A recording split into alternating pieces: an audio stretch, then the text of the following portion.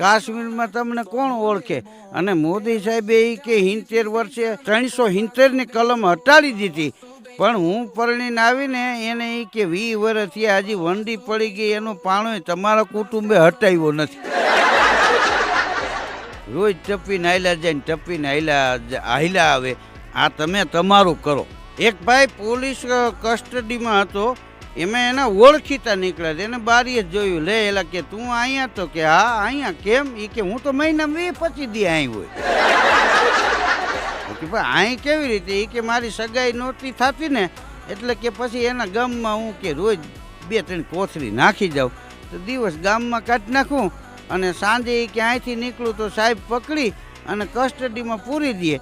તો મને અહીંયા મજા આવે કે ઉપર પંખા ફરતા હોય ને પાથરવાની ચટાઈ ને ઠંડા પાણીની માટલી ને સવારમાં ઉઠું તો ચા ને ગાંઠી આવે ને પાછા સાહેબ મને કે કાઢી મૂકે. તો વળી કે ગામમાં જઈને શું પૂછો છો મુજને, હું શું કરું છું?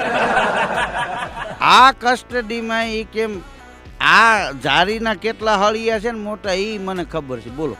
અને આ માટલીમાં પાણી કોઈ સાદું પાણી નહીં હો મોટા, એ કે હા આરો પ્લાન્ટનું પાણી ફિલ્ટર થયેલું એમ. કોઈ જેવી તેવી અહીંયા કઈ સગવડતા તમે જોવો કેટલી છે ને. વાં બાયણે મચ્છર કરડે એના કરતાં ધક્કો મારીને પૂછજે. હું તો ધક્કાની રાહ જોતો, ધક્કો